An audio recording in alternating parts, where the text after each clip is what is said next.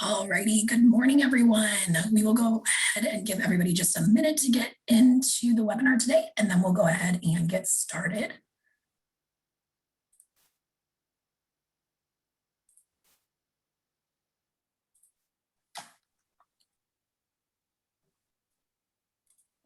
Alrighty, awesome. Thank you all for joining us today. Just give everybody just one more minute to get started, to get in, and then we'll go ahead and get started.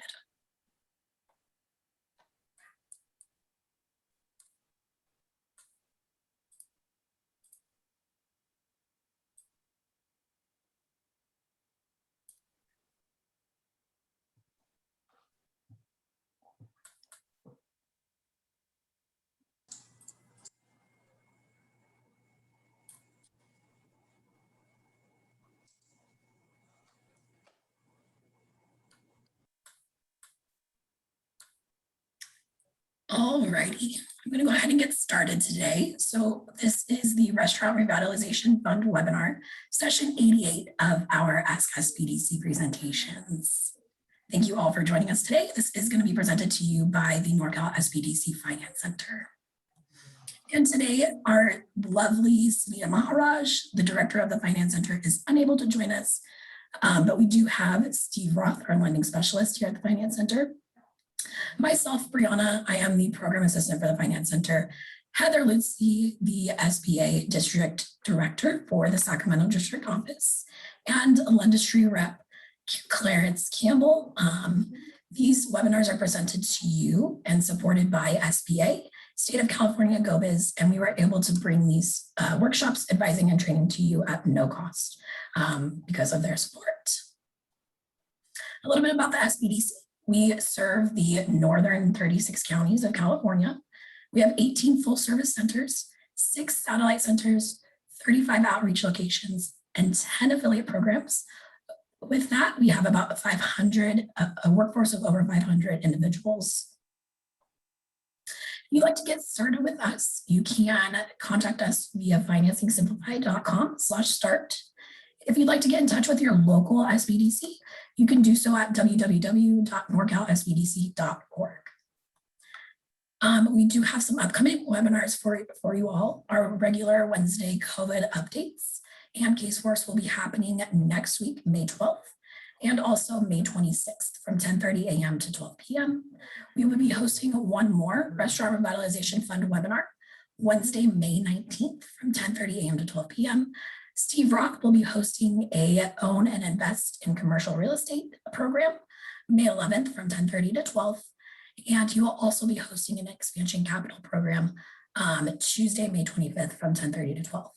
If you'd like to find any of your local SBDC's events, you can do so at sbdc.events/network calendar.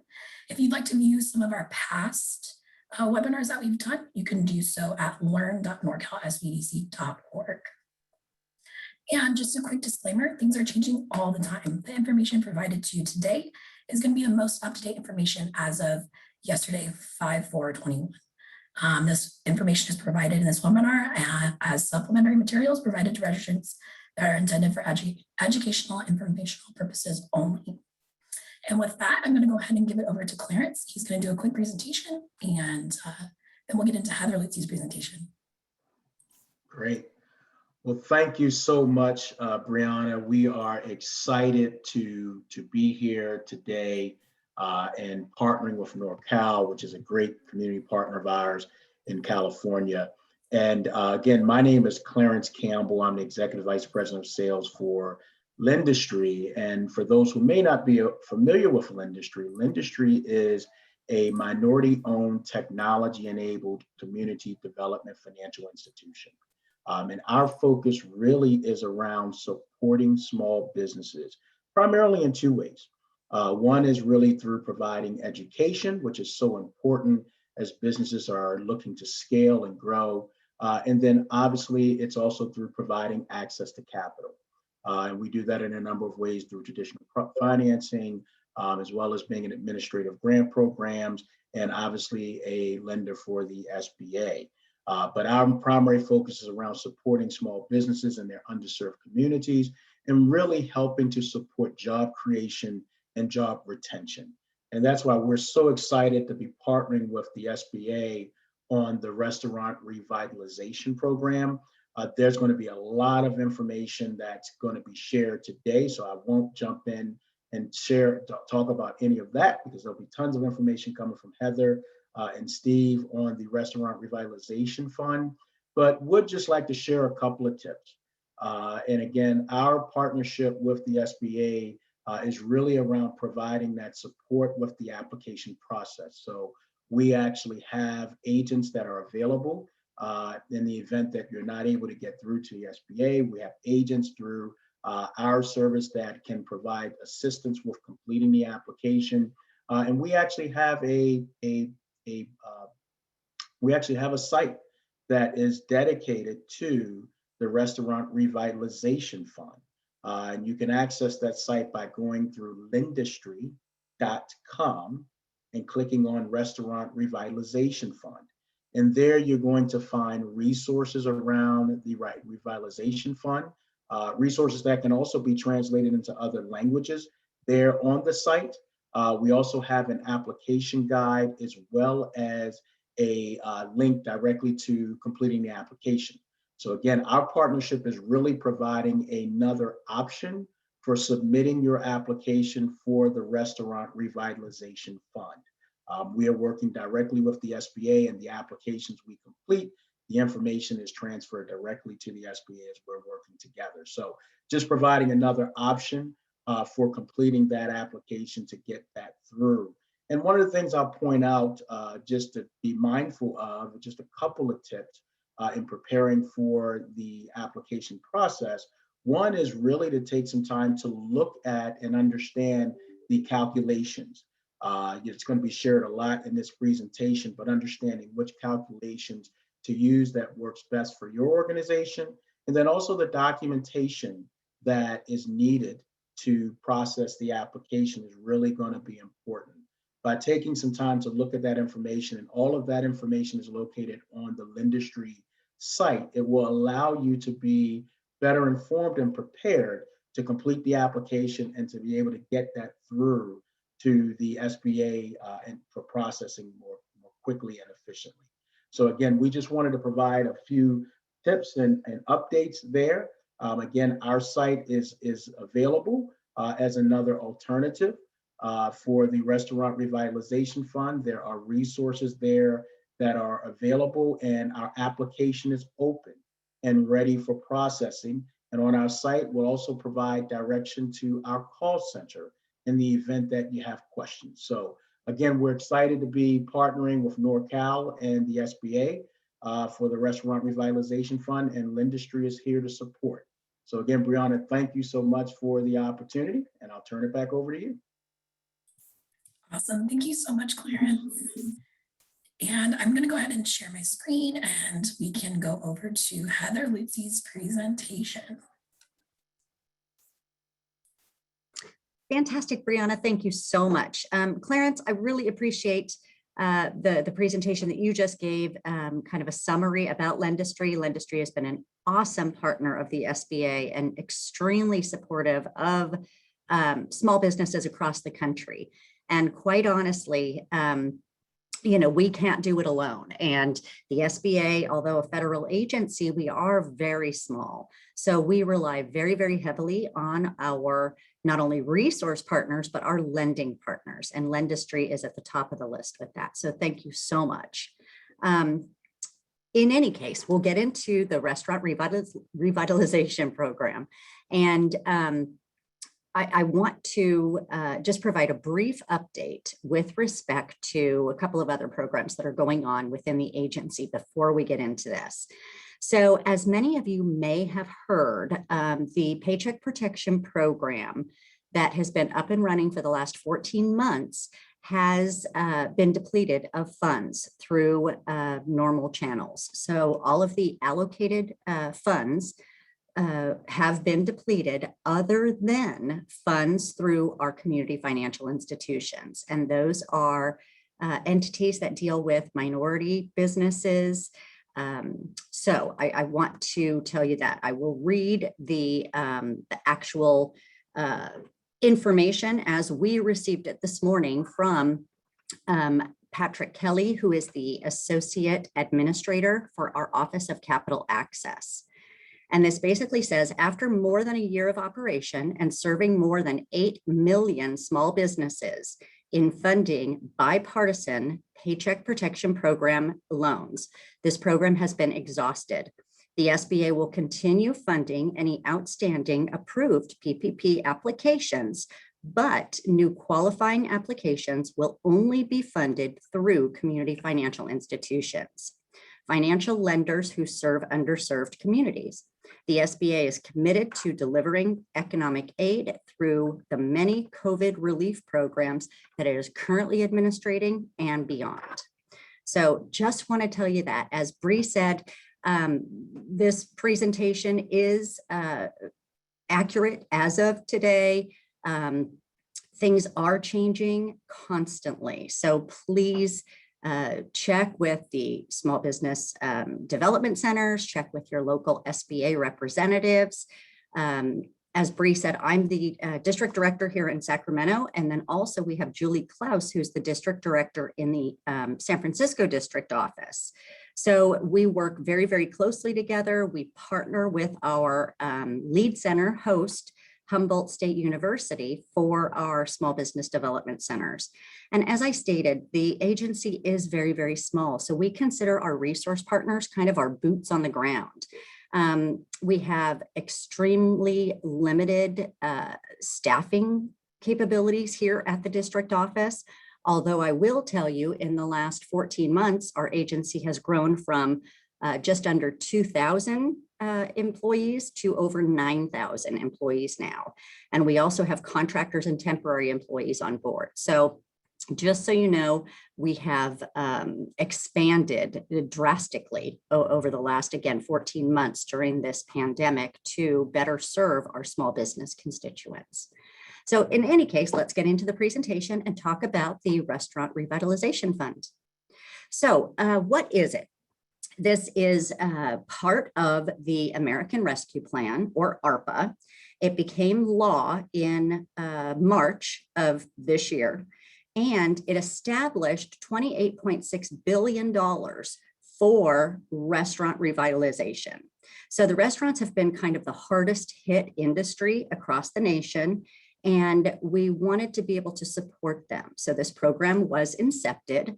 We strongly believe that this is going to be an oversubscribed program. So I would caution you to apply as quickly as you possibly can, although make certain that you're very conscientious about the application. And Steve's going to go into detail on that. It's extremely important that we have accurate information on your application. And then it's also important that we don't overlap on the programs that would preclude you from participating in the program. And we'll get into that a little bit later. In any case, the program itself is incepted to provide funds where you can actually use those funds into the future up to March 11th of 2023 and go back in time. So typically any of SBA's programs would only be kind of forward looking and not backward looking. In the case of our COVID era, we realized that there's a lot of business expenses and expenditures that occurred last year that were really kind of an anomaly, if you will. So a lot of businesses had to use credit cards, use personal funds to get them through, look at all different avenues of resources to keep those business up and running. They also had to quickly pivot from either in-house service restaurant to, takeout foods, to constructing perhaps outdoor seating areas, etc. And those funds that were previously spent can be included and reimbursed, so to speak, through this Restaurant Revitalization Fund. And we'll get into a little bit more of that.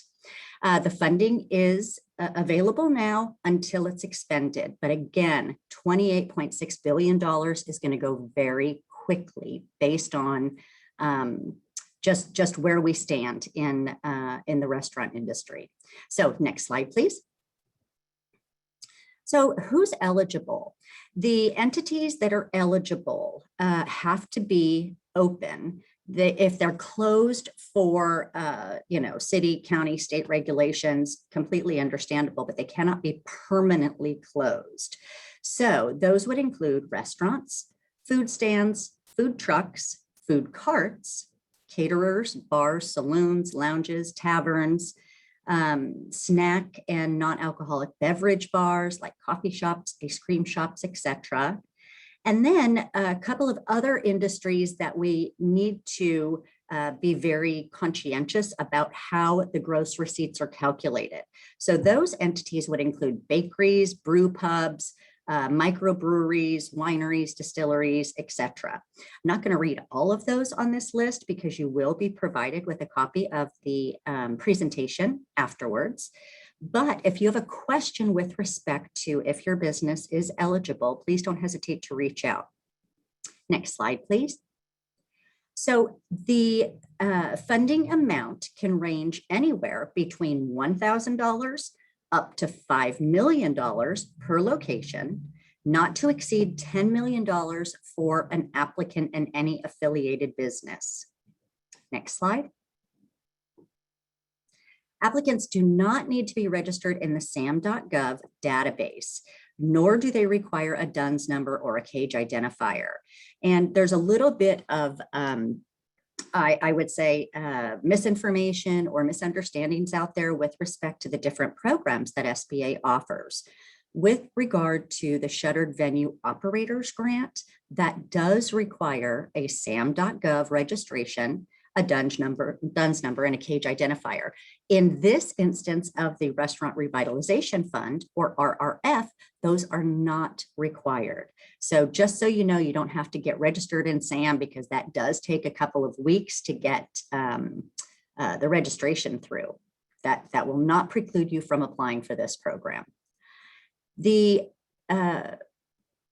particular entity has to have either a taxpayer identification number, a social security number, an ITIN, as long as it is unexpired. So we've had a couple of cases where the ITIN, or individual taxpayer identification number, is expired, and those would not be allowed under the program. You can go to the IRS website and get additional information on that at irs.gov, and also apply for a new ITIN if you're in the category of that expired ITIN number.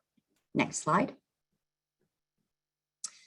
So entities are ineligible if they if any of the following apply. So if it's a state or government operated business, not eligible.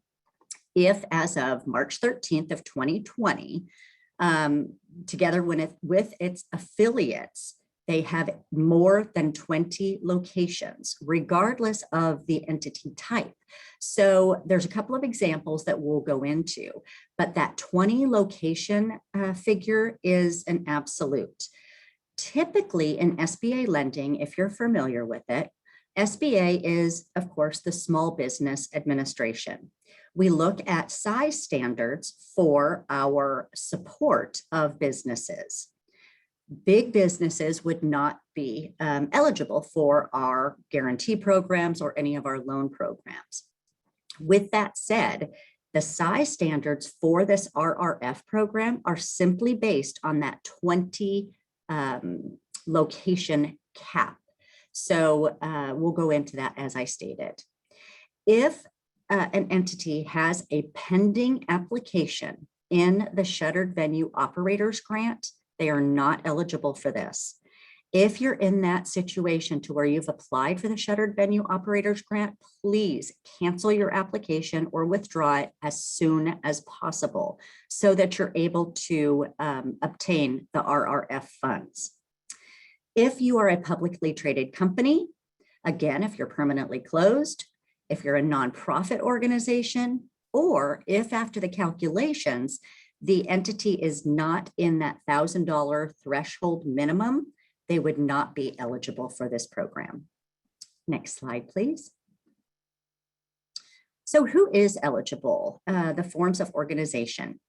C Corps, S Corps, partnerships, LLCs, sole proprietors, self-employed individuals, independent contractors, tribal businesses, and then LLCs that are taxed as S Corps or sole props. So a whole menagerie of different organization types there. So it's very, very liberal with respect to who this is eligible for. Next slide, please. Franchise businesses are eligible for this program, provided that they are on our franchise directory. SBA has a franchise directory, and you're able to look up that franchise directory to make certain that your franchise is listed there.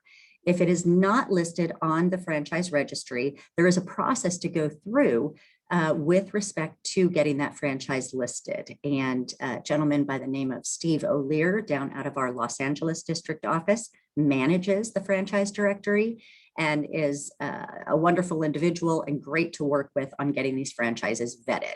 So don't think that you're precluded because you're a part of a franchise. That's not necessarily true. Next slide, please. If a bankruptcy has been filed by an applicant business, if they are operating under an approved plan, and again, approved plan is really the key word there. If they're operating under an approved plan, they are eligible for the program.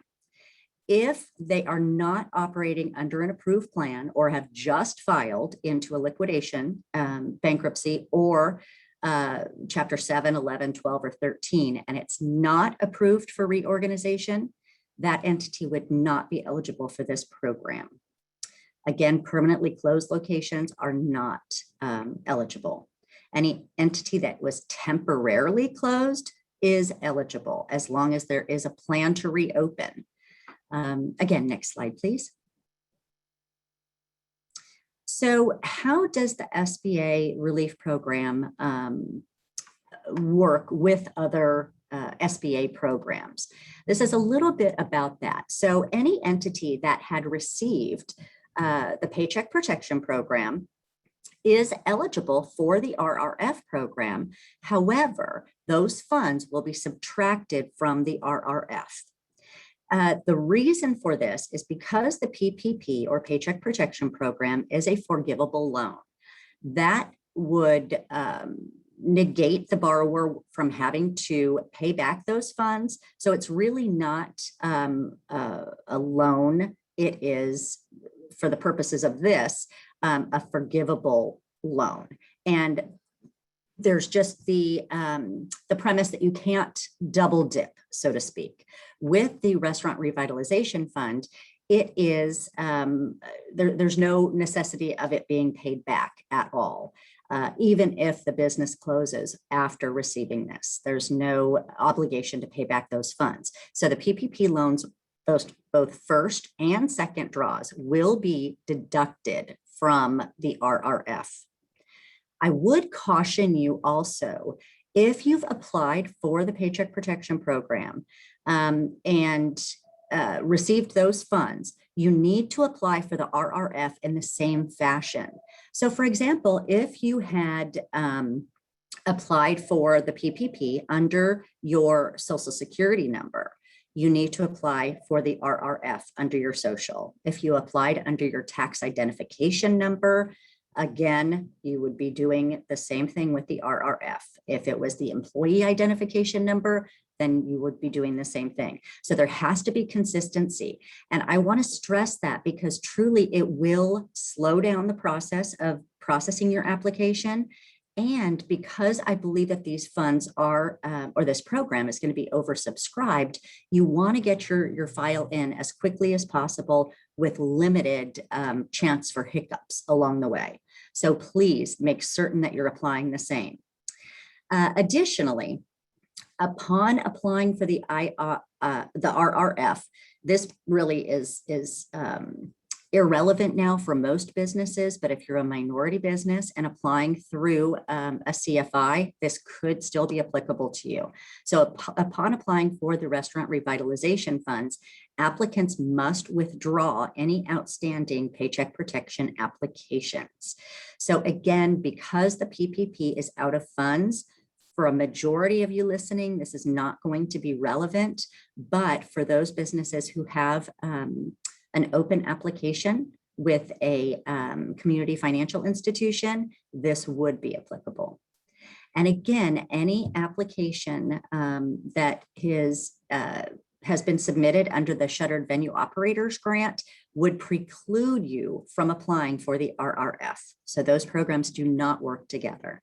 Again, it's kind of that duplication of funds or duplication of benefits, the way that the agency sees this and the way that the legislation was written. Next slide, please. So there's specific attestations and certifications that the borrower will make, one of which is that the current economic uncertainty makes the funding request necessary to support any ongoing or anticipated operations of the applicant business. That is something that is on the application. Steve will go over that. And again, there has to be a need for this. Next slide, please. So as I stated a little while ago, what is very unique about this program is that it is forward-looking to 2023 and backward-looking for the last 14 months. So again, very, very unique scenario to where you can recoup those expenses that were spent on approved expenditures. So that would be business payroll costs, including sick leave, utility payments, business maintenance expenses, food and beverage expenses, covered supplier costs, everything that you see here. Then you go over to the other side of the screen and business debt, any payments on business debt, both mortgage obligations, rents, etc., principal and interest. This does not include any prepayment of those expenditures. However, if by chance you are in the arrears with either your mortgage or your rent, you can utilize these funds to get caught up. Again, no prepayment of those expenditures, but to get caught up. And then you will have the ability to make the ongoing payments. You just are not allowed to prepay. So again, a very unique situation with the RRF program. Again, business debt. So anything that was incurred over the last 14 months for business debt, again, principal and interest. Again, you cannot pay off credit cards or debt, but you could certainly get current with it and pay any expenditures that you previously made. The middle section here, construction expenses. So these funds cannot be used for expansion.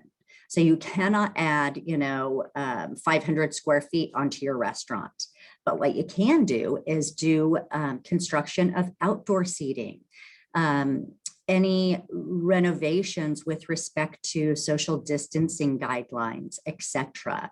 So the outdoor seating can be either a permanent or temporary. And we've had a lot of businesses use, say, a portion of their parking lot, and they have purchased either, big planter boxes for the perimeters. Those funds are, or those expenditures are eligible. And then of course, any of the seating itself. So to define the specific area, to enclose that area, something along those lines. But again, without doing the expansion. So very, very important there. Next slide, please. So the funds must be used on expenses that were incurred between February 15th of 2020 and March 11th of 2023. If the business permanently closes after receiving funds, the covered period will end when the business permanently closes or on March 11th, of 2023, whichever is sooner. So again, no reprisal or repercussions for that closure, but whatever funds are not spent during that time frame would be reverted back to Treasury. Next slide, please. So the use of funds assessment, after the total award has been allocated and the business has exhausted those allocations, there is a requirement for a detailed expenditure report and certification. So that first detailed expenditure report will be required in December of 2021.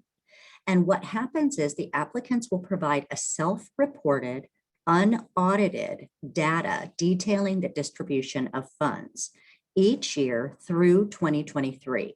So they'll be required December 2021, again 2022, and then through 2023, March 11th, when the program ends. SBA will provide additional guidance that outlines how to do that detailed reporting in the coming weeks, and we'll make sure to get that information out to you. Again, next slide. So here's where you're going to come up with the calculations depending on the date that your business opened. So calculation 1 is for applicants in operation prior to or on January 1st of 2019. The way that we would look at this is that we would take the 2019 gross receipts minus the 2020 gross receipts minus any Paycheck Protection Program loan amounts. And that would be the calculation. Next slide, please.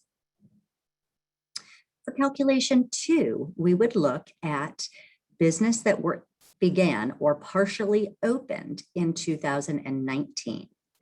So we would take the average 2019 gross monthly receipts times 12 minus the 2020 gross receipts minus any Paycheck Protection loan amounts. And that's where we would come up with that loan amount. There is an option here between the calculation 2 and calculation 3. And we just want to put this little disclaimer here is that applicants that began operation partially in 2019 can choose either the calculation 2 or calculation 3. However, we do anticipate that calculation 3 will require longer processing times. Next slide, please. So calculation 3 is for applicants that began operation on or between January 1st of 2020 and March 10th of 2021. So this can include new businesses that started. Even if the applicant has not opened yet, but they've incurred eligible expenses as of March 11th of 2021. The total amount spent on eligible expenses between February 15th of 2020 and March 11th of 2021 minus 2020 and 2021 gross receipts minus any PPP loan amounts. And I realize that that sounds very complicated. When we actually sit down with you and go through these figures, it's really not that complicated. We just want to make sure that we're very clear in our language about this. Again, applicants that opened partially in 2019 can choose that calculation 2 or calculation 3. Next slide, please. So actually, I sincerely apologize, but we did have one slide that apparently did not make it in here. There is a calculation 4, and the calculation 4 is actually for those businesses that have multiple locations. And so if the business, let's just say, has 5 different locations and they all opened at different time frames, what you will do is calculate each individual location based on calculation 1, 2, or 3, as I've outlined here. And then you would aggregate those to come up with a calculation 4, and that's where we come up with the loan amount. So if, again, you need assistance with that, our small business development centers, the finance center, or our SBA employees are great at this. Our partners at Lendistry can also help you through this. The SBA has also created a toll-free number for questions about the RRF, and that is manned Monday through Friday from 8 a.m. to 5 p.m. Getting back to the slide here, what can you exclude from the 2020 gross receipts? So do not include any of the following in the gross receipt calculation. You do not want to include that Paycheck Protection Program because at the end of the calculation, that's going to be deducted anyway. So you don't want to double hit yourself for that. You do not have to include any Section 1112 payments. And for those of you who are not familiar with that, Section 1112 was part of the CARES Act, and it allowed for SBA to make principal and interest payments on a borrower's behalf for a period of up to 6 months. With that said, those payments do not need to be included in that gross receipt calculation.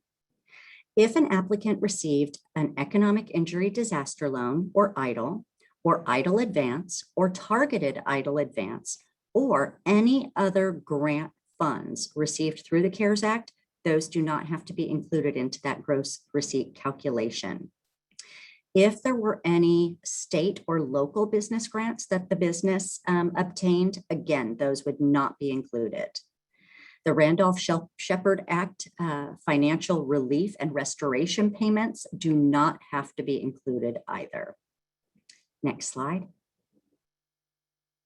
So how do you apply? You can apply directly through SBA's platform at restaurants.sba.gov through a point of sale vendor, which would be vendors that are currently on board, such as Square or Toast, or you can apply through the telephone. Again, the telephone is, from my opinion, absolutely not in your best interest. The telephonic applications will have longer processing times, and there's plenty of help out there.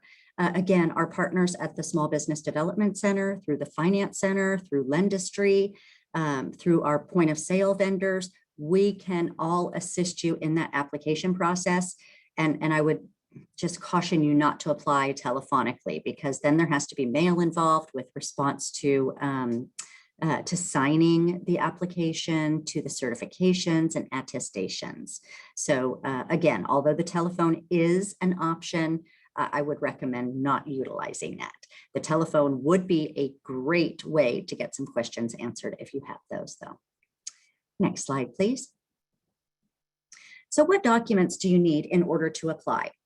There's an application created specifically for the RRF program, and it's SBA Form 3172.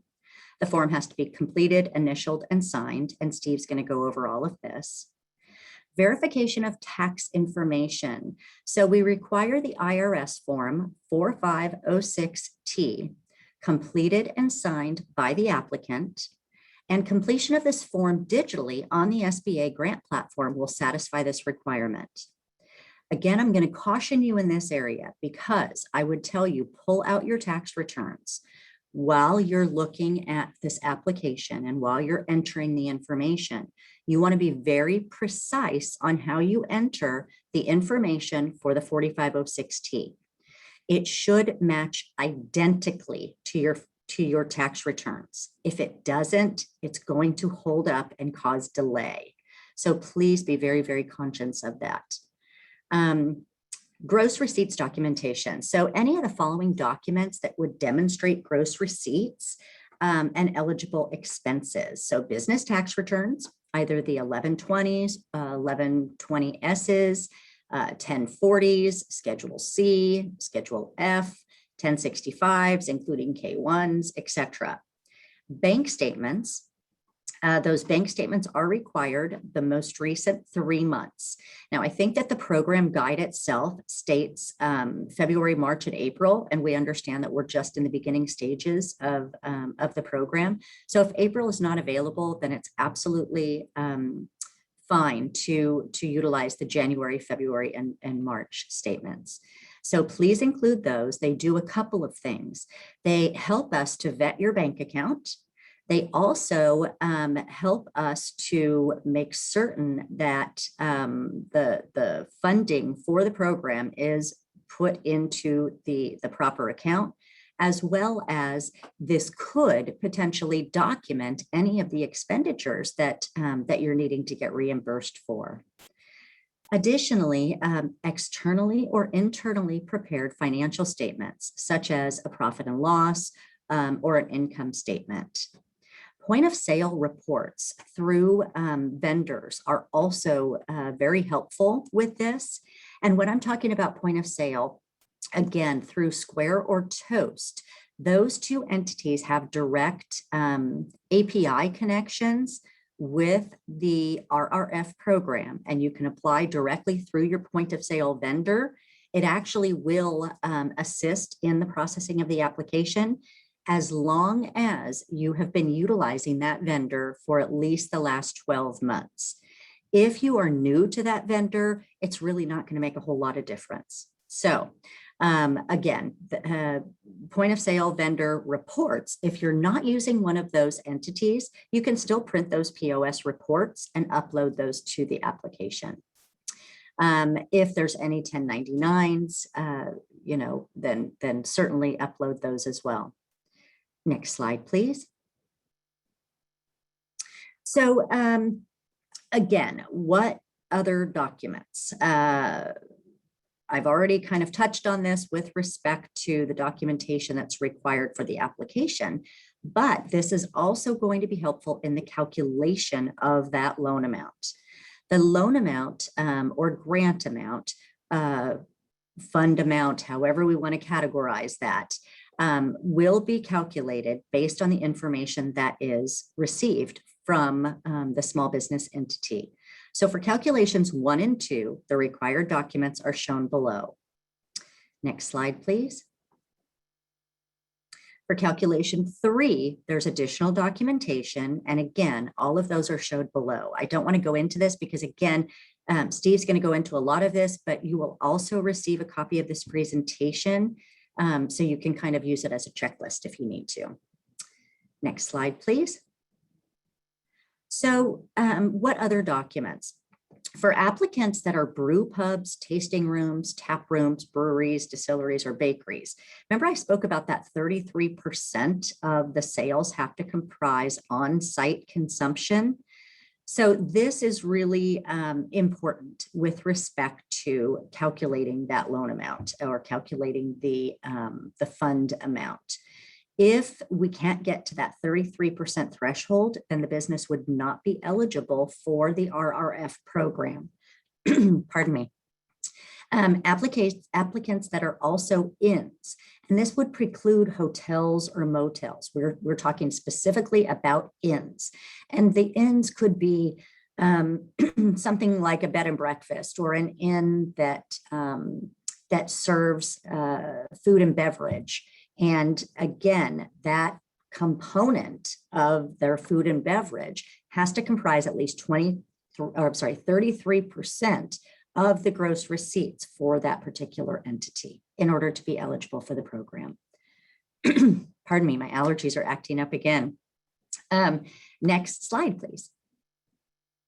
So I spoke a little bit about the hotline, and the hotline is a great resource for you. I would also tell you that the help through that hotline is available in multiple languages. So I want to stress that. If your first language is not English, I believe there are 18 other languages that are supported through that telephonic line. You can also get assistance through your local SBA district office. You can also get assistance, again, through our resource partners, such as the Small Business Development Center, the Women's Business Center, the Veterans Business Outreach Center, and our SCORE volunteers and mentors. Other entities that are able to assist as well are partners such as Lendistry. Again, a lot of resources out there to get the assistance that you need. Next slide, please. So kind of best practices here is making sure that you're providing complete documentation. Any incomplete documentation is just going to prolong the process and has the potential to be rejected. So that is very unfortunate because you're going to have to start the process all over again. And as I have stated earlier and cannot stress enough, we feel strongly that this program is oversubscribed and that funds will run out in short order. So please make sure that you complete the documentation, complete the applications as best as you can. Leverage your resources. With that said, it's not required to use CPAs and accounting professionals, but they could certainly assist you in gathering that documentation and helping with the application. For any application corrections, we at SBA cannot make those corrections on behalf of the applicant. The best thing for applicants to do, if you realized you made a mistake when you applied, please reach out to that 844 number and we'll assist the best that we can. Applicants who still intend to apply for the PPP, again, funds are depleted at PPP for our normal channels. Those funds are only available through CFIs and to minority applicants. So with that said, anybody that is still intending to apply for the PPP, the RRF applicants are advised to complete that process as quickly as possible before they apply for the RRF. Again, I think timing is going to be critical in this area. Next slide, please. Again, the application process is already open. So the pilot period was something that we went through just to make certain that we didn't have any of the hiccups that we had encountered on other programs, that because of the volume that has been seen through SBA.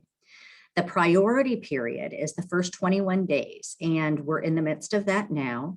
The priority period, we will accept applications from all eligible entities. However, only businesses who are owned by women, veterans, socially or economically disadvantaged will be funded during this time frame. On day 22, all eligible applications will be processed and funded until the program is exhausted. Next slide, please. So a small business concern that is owned at least 51% by that woman, veteran, socially and economically disadvantaged individuals, they will be self-certifying to that category. And again, those will be processed. We can aggregate the owners. So for example, if an applicant has 5 owners, 20% of each applicant, 2 owners are veterans, and 1 owner is socially and economically disadvantaged. SBA will consider that to meet that 51% threshold. Next slide, please. Socially disadvantaged individuals. So just to give you kind of our definition of this, it is individuals who are members of any of the following groups are automatically presumed to be socially disadvantaged. And that is Black Americans, Hispanic Americans, Native Americans, including Alaska Natives and Native Hawaiians, Asian Pacific Islanders, subcontinent Asian Americans, etc. Economically disadvantaged individuals would be those who apply and compete in the free enterprise system, whether they're assumed to have diminished or impaired capital or credit opportunities based on where they are, based on their either location or nationality or race. So in any case, if you meet those definitions, you could be in that priority period. Again, it's a certification, self-attestation that you would be in that priority group. Keeping in mind, anybody can apply initially. It's only those that are in these groups that will be processed. Next slide, please.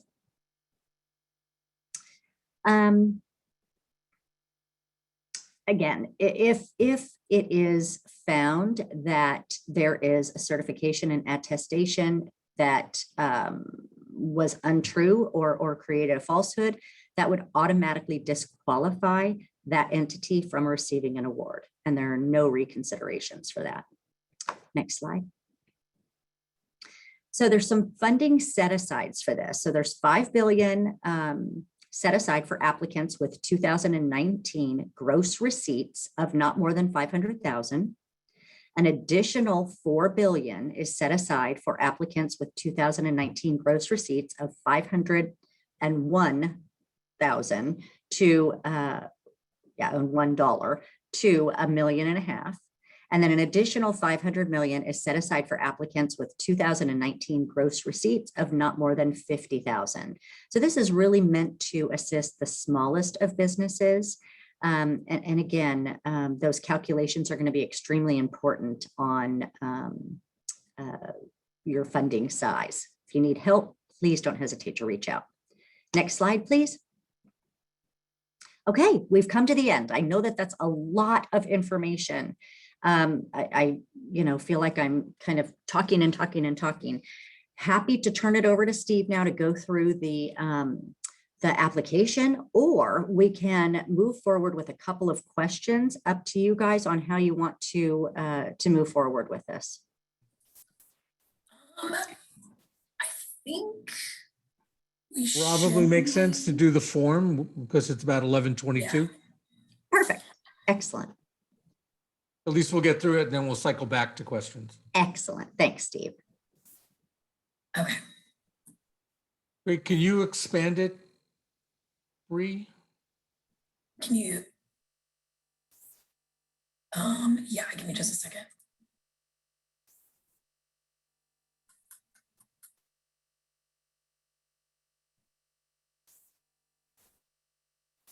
Okay. Here we go. Well, I guess we'll do the best we can. So as Heather said, the first thing you want to do is go to the website and log in. You'll set up your login criteria. The SBA has a dual authentication process in order to protect your information. So get all that out of the way. And then once you've logged on, and you can go back in and log on whenever you want, you can begin to look at the form. You can download the form off the web. You can email us and we'll email you the form. So the form itself is very straightforward. It's really quite good. There are slight differences between the paper form and the way it was interpreted by the technology team that put it online. But in general, the technology team, I think, did an excellent job of making the form easier to fill out to people. So when you go through it, basically you have business name, business address.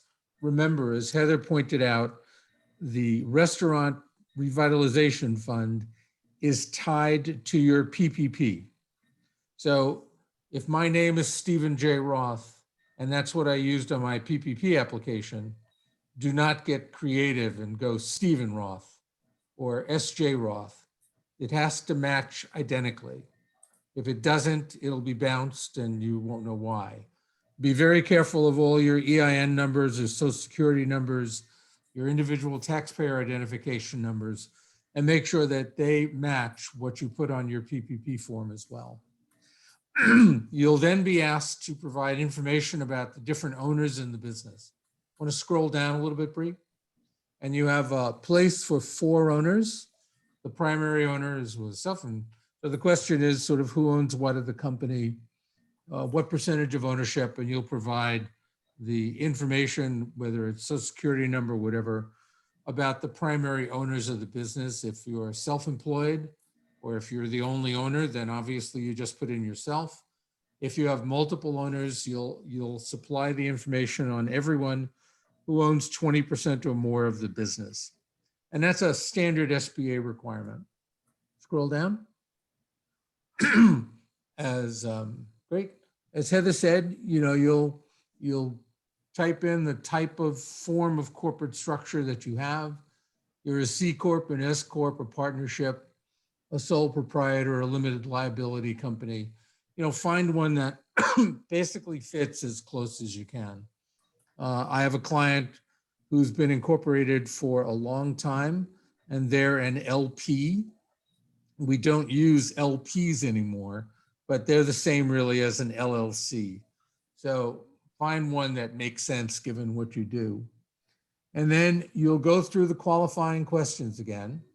You know, is it a state or government business? If the answer is yes, you're not qualified. Were you in business as of a certain date? If no, you're not qualified. Scroll down. And then, thanks. And then you'll check off what you are. There's no preference for being one versus the other. So you don't get any benefits if you're a caterer versus a restaurant, or a restaurant versus a caterer. As Heather pointed out, the thing to be careful of is that if you're a bakery, a brewery or microbrewery, a winery or a distillery, you can be included in the program if 1/3 of your sales come from food and beverages sold on premises. So if I'm a winery and I have 1/3 of my sales, I did 3 million in 2019, $1,002,000 of that came from sales I made on premises to people who walked in and bought something, I can be included in the program. If on the other hand, I sold 950,000 of my 3 million to people who walked in, I'm not. 1/3 is a relatively low bar. And the idea behind it was to include as many bakeries, breweries, wineries, and distilleries as made sense, so long as they were part of the program. Scroll down. So are you permanently closed? If you are permanently closed, then obviously you're not eligible. Are you in bankruptcy? And this can be a little confusing. Remember, bankruptcy is federal court. So when you go into a reorganization, which is an 11, a 12, or a 13, those are just the names of the laws, the chapters. You're applying for a reorganization in the bankruptcy court, and it's federal court. If you have a plan of reorganization that's been approved and you've been given a reorganization and exit number from bankruptcy, then you're eligible for the program. If you're in bankruptcy reorganization, meaning you filed but your plan has not been approved, then you're not eligible for RRF. And obviously, if you file Chapter 7, which is a formal liquidation of the corporation, then you're not eligible either. Scroll down. So, they'll want to know about your PPP. Did you get a PPP 1? Did you get a PPP 2? What's your PPP loan numbers? And this will be checked back against the information that they have on file. And it's partially to make sure that what you think your PPP amount was matches what the SBA knows your PPP amount was. And then do you have affiliates, right? And affiliates are defined in the context of this as a 50% ownership in one business or another. So as Heather pointed out, the cap is 20 businesses affiliated through one entity. And they're not 20 restaurants per se. I could own 10 dry cleaners and 6 restaurants and 2 coffee shops. But if I own more than 20 locations, I'm not deemed to be a restaurant in the context of the Restaurant Revitalization Fund. Remember, you're still eligible for the EIDL loan, and you're eligible for the PPP loan before it went out of money, but you wouldn't be eligible for the restaurant program as defined by the law. Cycle down, right? So are you operating as a franchise? If the answer is yes, what's the franchise? The SBA has an approved list of franchisors or franchise programs that they'll fund. It's easy to look up. If your franchise is not part of the SBA's approved list, you'd have to go back and ask them to add it. You have to ask the franchisor to add it. So you want to check that if you are a franchisee. Scroll down. Okay, and now we get to the calculations page. So for most of the people I've worked with, they're only going to use one of the 3. And on the paper form, there are 3 alternatives, but online there are actually 4, right? And I'll get to that in a second. So the table 1 calculation is for businesses that were open an entire year in 2019. So your business opened prior to January 1, 2019, which means the 2019 period is your pre-COVID period. That's your base. So if you have 7 locations and 4 of them were open for the entire year of 2019, those 4 locations would go on table number 1. If you have only 1 location, or you're a food truck, or you're a caterer, you only use table 1 if you were open for the entire year of 2019. So number 1 is your revenues, gross receipts from 2019. 2 is your gross receipts from 2020. And remember, in 2020, you do not include any of the special COVID CARES Act related payments you might have received through those programs. So whether it's the Paycheck Protection Program, the EIDL advance, different CARES Act funding, and the SBA Section 1112, very descriptive, I know, are payments you may have received if you have an SBA loan, and those loans were deferred during part of 2020. So it's 2019's gross receipts less 2020's gross receipts, taking out, discarding, excluding any of the special government funding that was out there for businesses, less whatever you received in PPP1 and PPP2 at the time of the application. As Heather said, if you've received both PPP1 and 2, you'd add them both in. If you've received PPP1, but you've applied for PPP2, stop your application for PPP2 and put in what you got for PPP1, and that gives you your net amount. If you're 1 location, it'll work out to be just that 1 location. If you have multiple locations, you get to do a little arithmetic, but for 1 location, remember, 1 business entity, 1 location, you're maxed at $5 million of a grant. If you have multiple locations, you can go up to $10 million. Pretty straightforward, nothing special. Go to the next one, Bree. Right, so table 2 is for businesses that opened during COVID, during 2020. Or during 2019, you had a partial opening. So if I opened a business for 6 months in 2019, and I did $600,000, then if you follow the formula, I put in how much money, my gross receipts, less all the other stuff. I divide it by 12 to get my monthly average. So in this case, it would be $600,000 of gross receipts over 6 months is $100,000 a month. I multiply that by 12 and I get 1.2 million as my run rate. I then can take that away from whatever I did in 2020. So the goal of table 2 is to help people who opened during 2019 and not have them compare a partial year of operations in the base against a full year in 2020 via COVID. And the rest of the form operates the same way as table 1. Go to table 3. So table 3 is for businesses that opened after January 1st, 2020, up to March 10th, 2021. And here you can go through the same calculation for revenues if you did open, or if you were funding a location that didn't open, you can use applicable expenses as defined in the table in the application towards the 4th store. So if I had a chain of 7 stores, 5 of them were open for all of 2019, they would go on table 1. 1 of them opened in 2019 and was open for a partial year. That would go on table 2.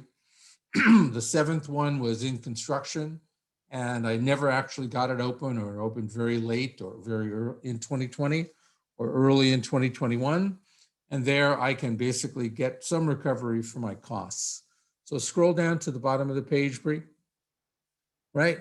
So what looks like table 4 on the paper form is actually a separate drop-down menu online. So if you fit in only one of the 3 categories, it's going to be pretty straightforward. You use table 1, table 2, or table 3. In the online version of the form, if you're a chain with multiple stores in different buckets, you'll use table 4, and table 4 will actually give you a place to show your work. So you can upload your financial reports for the open stores for all of 2019, and then you can do your partially open stores for 2019, and you can do stores that were in construction during 2020 and 2021. And so far, clients with multiple locations have really had a very easy time of completing the form. A couple of other things about the online version is that many of the boxes will self-populate. So if you're a corporation, certain things will turn off, certain things will turn on. If you're a corporation, it won't ask for your social security number. It'll only be looking for your EIN. If you say you're self-employed, it won't ask for your EIN. It'll look for your social security number. And so the online version of the form has really been very easy for folks to fill out. Next one. And then this works the same. So if you're in all 4 categories, you'll put it in. And then you're going to check off what you think you might use the funds for. You can check them all. You can check only what you might need. But these items, business payroll costs, including paid sick leave, rent, business mortgages, business debt service, business utilities, et cetera, are the same exact categories that would go into table 3. So if you have a store that you couldn't get open or opened very late, your expenses in table 3 will fit in these same categories. And then this is how you use the funds over time. So you don't have to maintain a separate bank account, but you will have to do some basic program accounting. As you incur expenses, much like you would for PPP, you'll allocate those expenses against the Restaurant Revitalization Fund grant. At the end of the process, you'll be making a report probably at the end of this calendar year and the end of next calendar year, and then again at the end of the program in March of 2023. And any unspent funds will be returned. And so you want to keep track of how you're spending the funds over the 2 years, allocate them to the project, and keep track like you would any other spending program. You'll self-certify for different things. And as Heather pointed out, the more information you can upload as part of the process, the easier it will be for people to evaluate and underwrite the grant. So if you don't have any certified, if you don't have an audited statements, you obviously can't turn around and get them in the next week. You're not going to find an auditor. So do the best you can with what you have and be prepared for answering more questions if you're uploading internal documents versus audited statements. And then, obviously for small restaurants that are owned by someone who's self-employed, you're not going to have an awful lot of the same high level of documentation you would if you were bigger. But upload whatever you can. And so far, no one's had any great problem uploading the documents or filling out the 4506T form. And for those of you who don't know what it is, but 4506T is a standard form. You do it for mortgages and almost any other form of debt. It simply allows the lender, in this case, the SBA, to match what you've told them about yourself against what you filed with the IRS. So even though if you haven't filed your 2020 tax return yet for your business, you will do so soon. So this information should closely match what you're going to put on your tax return, but all the basic information about your EIN number, social security number, address, name should match exactly. If it doesn't, they'll be flagged for possible fraud. Scroll down. And some some of the usual questions, that you've answered for PPP and EIDL. There's nothing really terribly new or unusual about them. But you'll just check whatever boxes make sense for you and answer no to most of the questions. Again, no one's really had any problem with this as we've gone through it. And I probably had 20 or 30 clients who've applied for the RRF grant and done so successfully. There were a few delays in the early morning of Monday when the program went live, but everyone's basically been able to apply in good form after being a little patient with the system, which has been good. Scroll down some more. There we go. And then again, some more things to check off, some more self-certifications, and essentially you're done. So the process itself has worked very well.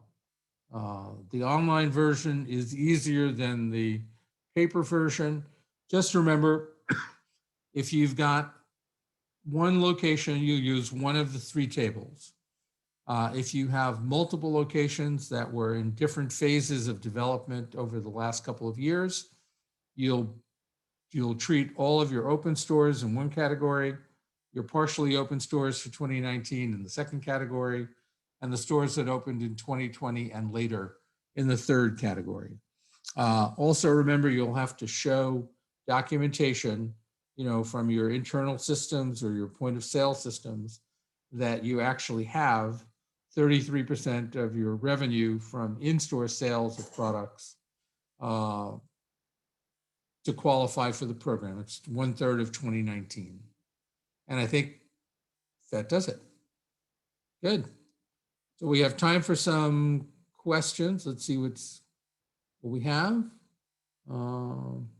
Anybody, may I ask if you want to do them? A couple questions.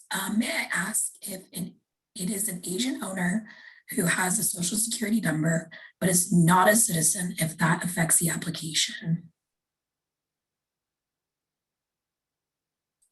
No, you can apply if you have a social security number and an individual taxpayer identification number.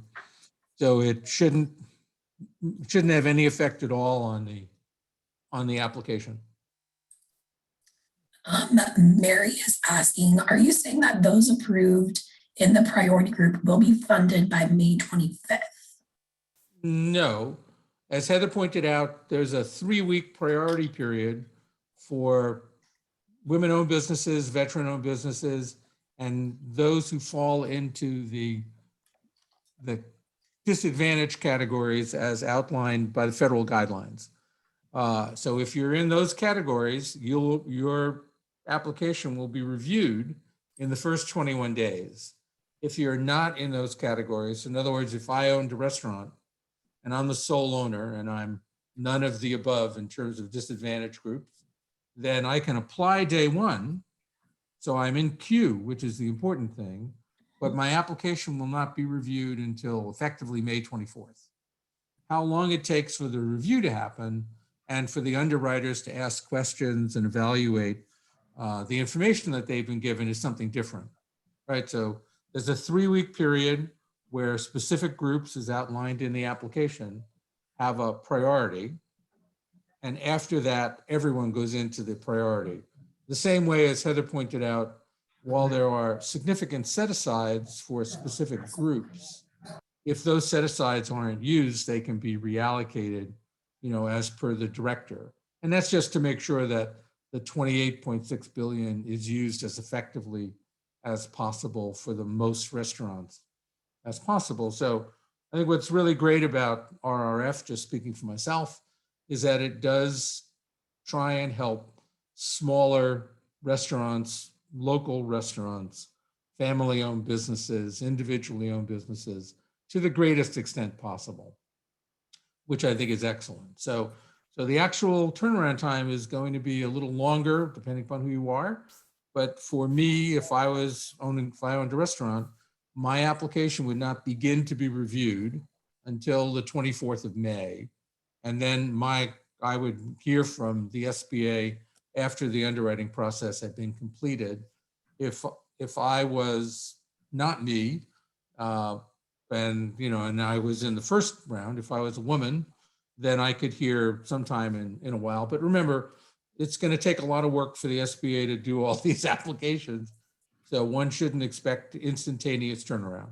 That would be wrong. Heather, you want to, I'm babbling on, so.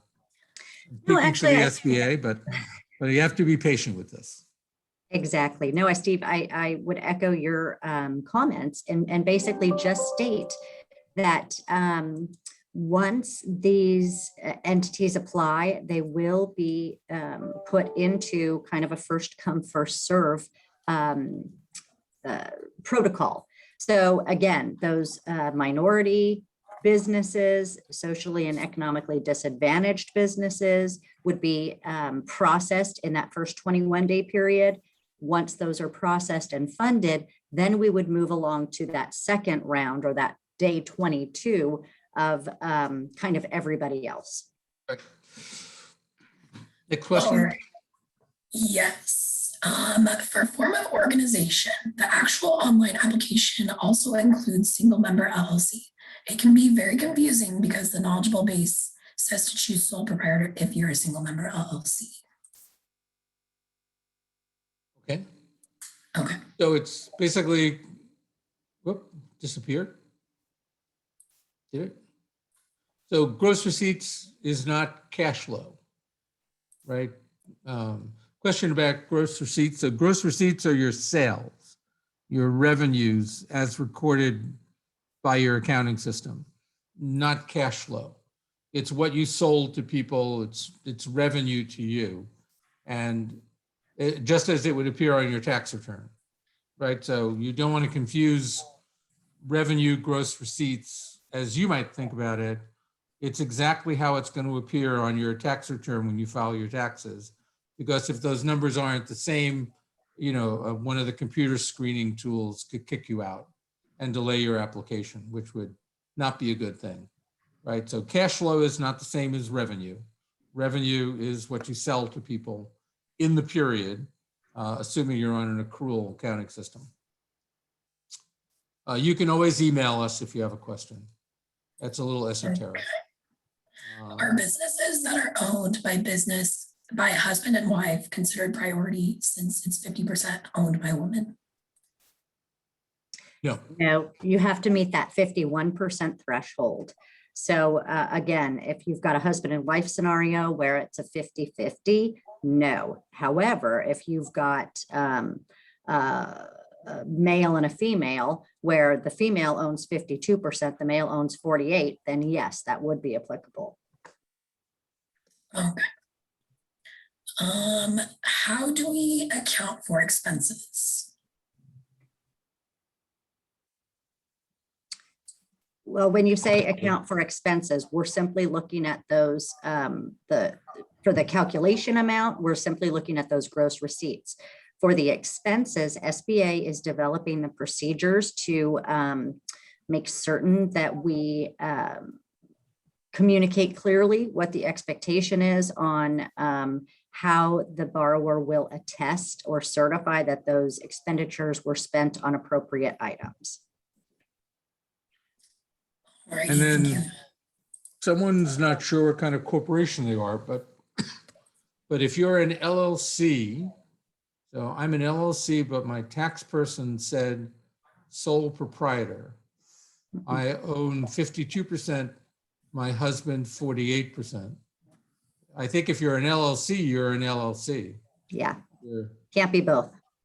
Yeah, so you're a corporation. I don't know why your accountant would say that, but I would check back with them. Can I send my taxes from my tax person without signature? Then just send the 4 pages with the signatures separate. I'm not sure how to answer that. Yeah, I'm not sure either. I can just advise you that the more complete your application is, the better off you are. So if you are able to get the signatures and upload everything all at once, it's definitely in your best interest. Again, Right. anything that's incomplete could be rejected, and you may have to apply all over again. Or just delayed if you get emails Exactly. requesting for more information. Right. So it's, but given how late we are and it's already May the 5th, taxes are due on May the 17th. Mhm. I would really work pretty hard to get it done ASAP rather than have to go through this twice. And as Heather pointed out, you don't want to have a mistake cause your application to be in the pipeline if the program were to run out of funds, Mhm. right? That would be a not happy event. Right? So Mhm. let's see. We have purchased a lounge that has been in business since 2018. We have a POS records, but old prior will not release tax records. How should we proceed?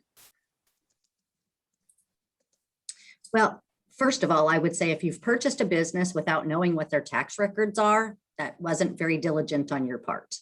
There should have been some type of indication of the revenue stream, and otherwise, how did you come up with the purchase price? In any case, yes, the POS systems could be helpful in that case.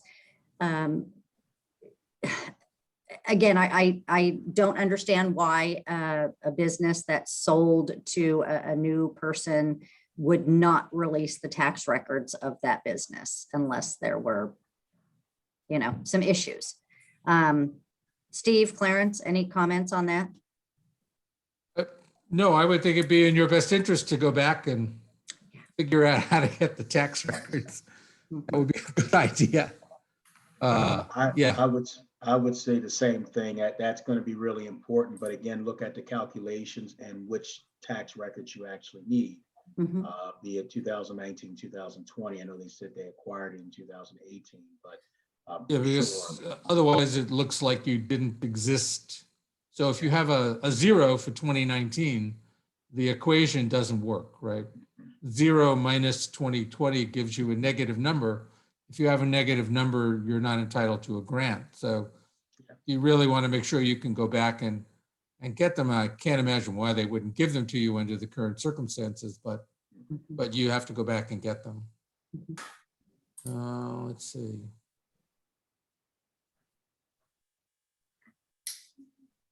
We have some people. So folks are always happy to email me offline at steve@norcalsbdc.org for some of the questions that are too difficult to do in this forum.